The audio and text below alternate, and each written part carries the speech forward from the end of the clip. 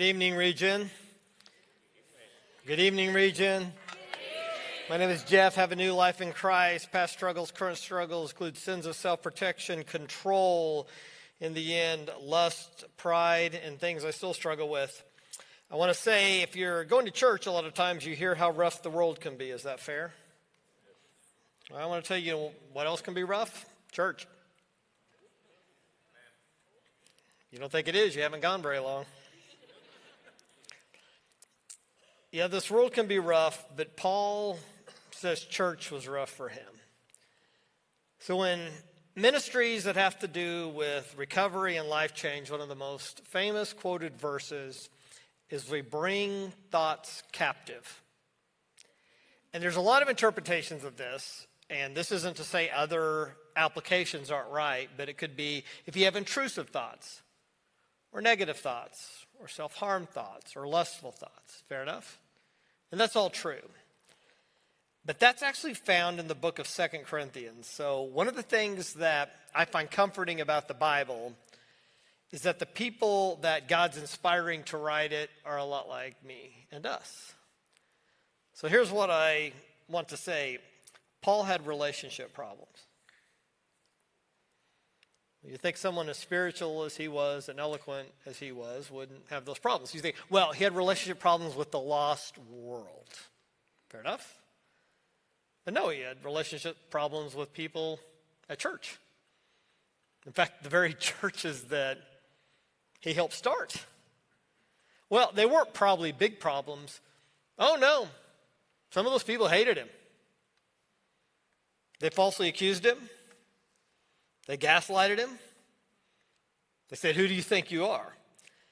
So there's this passage in 2 Corinthians that I think helps us within this series we're doing, and it's on spiritual warfare. So 2 Corinthians chapter 10 and verse 1, Paul says, "Now I, Paul, myself, am pleading with you." That's pretty powerful. "By the meekness and gentleness of Christ." Now this is kind of wordy here, but I think you'll get what it means. He says this, "Who in presence am lowly among you." Meaning when I'm around you, I'm kind of lowly, I'm humble, I'm meek. You might even think I'm weak, meaning when I'm actually in your presence, I'm not as bold as I am right now. What's right now? He says this, "But being absent am bold towards you.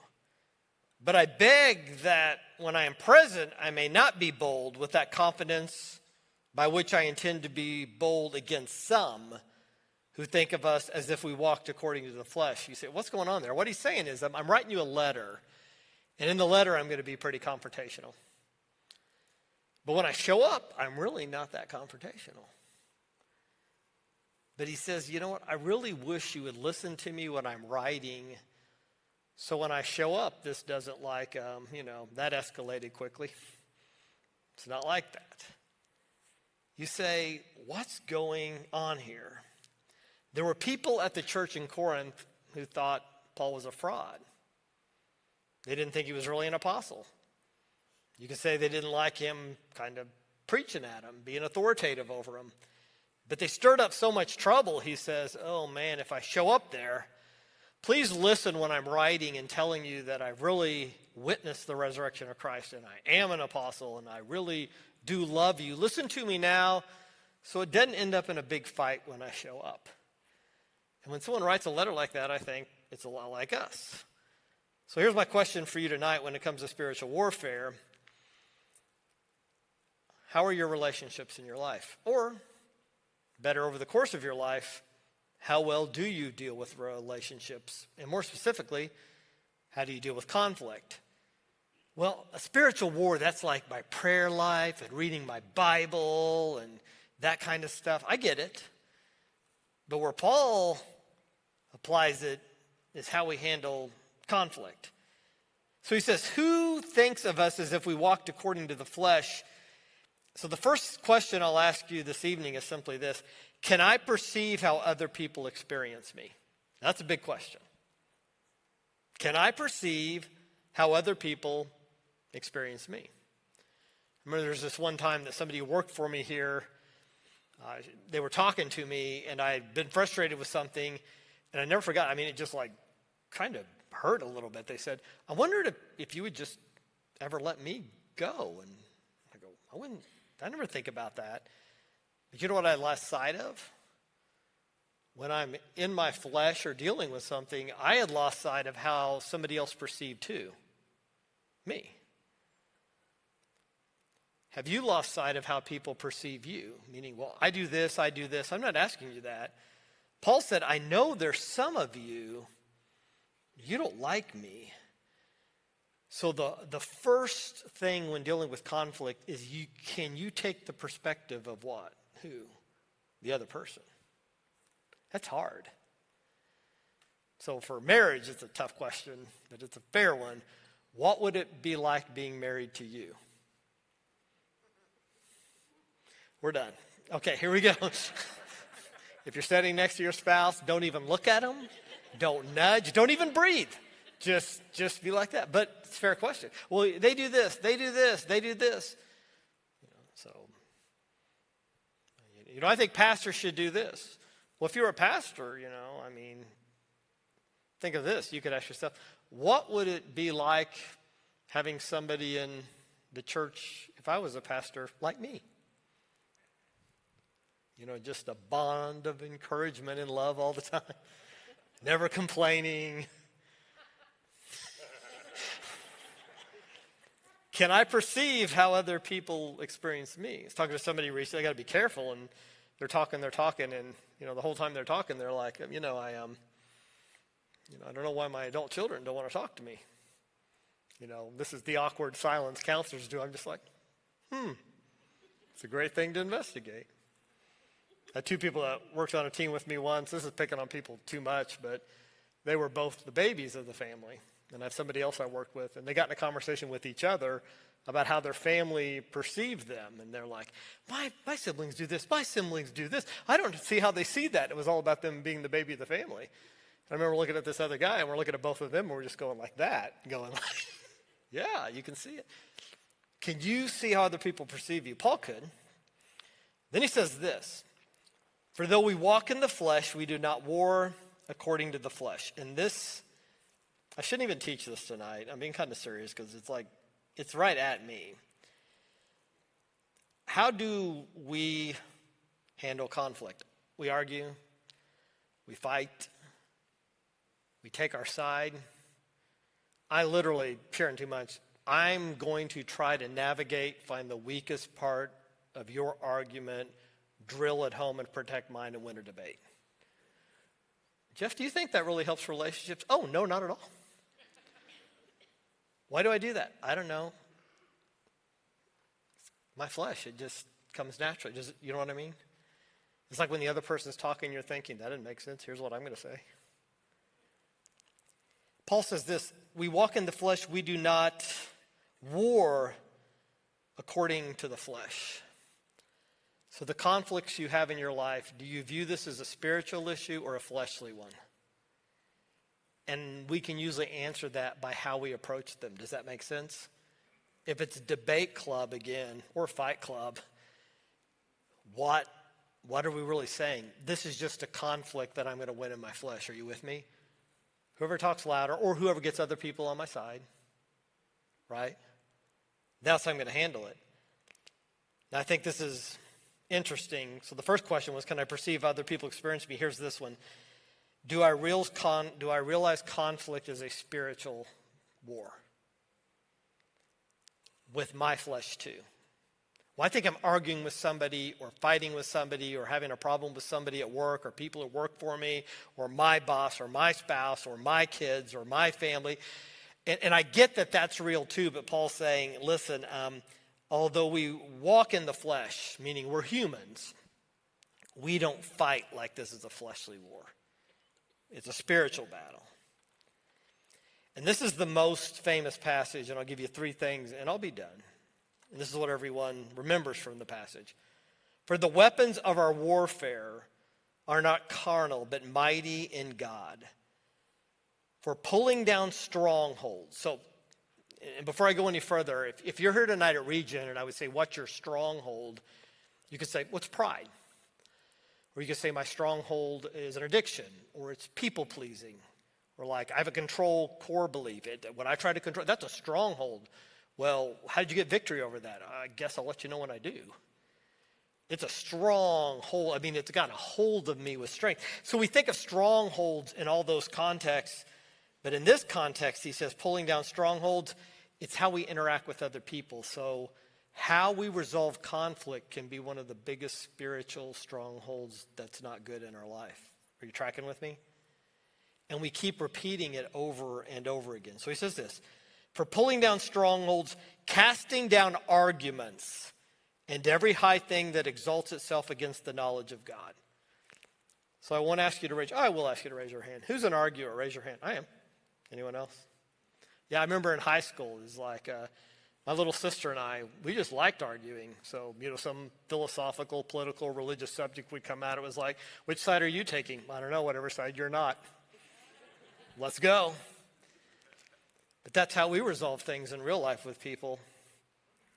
And then finally bringing every thought into captivity to the obedience of Christ. So like I said at the beginning, and this isn't not a good application, but it's like, well, I have intrusive thoughts. I got to bring those to the obedience of Christ. Or I have thoughts ill of other people and all those things. And I get that. I'm not saying it doesn't apply, but I want to tell you for this context, for tonight, I want to stick with what Paul says. So here's one thing I'm going to say. Strongholds are in how I handle conflict. I do training of counselors. I'm over the Master of Arts of Counseling at Calvary University. And so we'll do something called emotional focused therapy. It's family therapy, marriage counseling. There's a lady named Sue Johnson who came up this years ago, but basically it's this. If you're in conflict constantly in your marriage, you got to change how you do the dance. Meaning, we'll fight for, and this isn't an exaggeration to be funny, we'll fight eventually for like 10 seconds over whatever it is we're fighting about, and then we fight about how we fight. You're training counselors to teach people not to not fight, but to fight in a different way. So I could be fighting with my wife over whatever, and then pretty soon it could escalate. She says, you always say this. And I go, well, you never do this. Well, I can't believe, we're not even talking about it anymore. We're talking about how we what? Fight. We stay in those cycles. Those are called strongholds. He then says this, everything that exalts itself against the knowledge of God, strongholds are in my pride. I was confronted recently. I went to this cohort. It's about pastors who are leaders, and I said, I struggle with cynicism, and I've shared this before, and the guy who was there was dealing with me, and he says, yes, Jeff, you deal with cynicism, and I said, well, I know that, I go to Region, and then he's like, but, a lot of this isn't cynicism. Oh, what is it? It's going to be some deep thing, and he goes, well, it's just your pride. Wow, that was kind of direct. Well, sometimes I can be cynical about church and religion. You go, yeah, I know what you mean, and some of that, yeah, you do have that cynicism, but really the part of you that thinks you know what's best for church, for all people, for all time. Well, ouch. Is that what I sound like? Yeah, that's what you sound like. Strongholds are in how I handle conflict. Strongholds are also in my pride. And this is the one we all know, bringing every thought into captivity to the obedience of Christ. Captivity literally means what it says there. Imprisoning your thoughts. If you're in a conflict, your thoughts will just run wild. And what Paul is saying here, you have to capture those. So I was doing leadership training before and I had a good question. Practically, so I wasn't going to do this, I'm going to give 3 things. How can I practically capture my thoughts? Because that seems so ethereal, so nebulous. What do you grab them?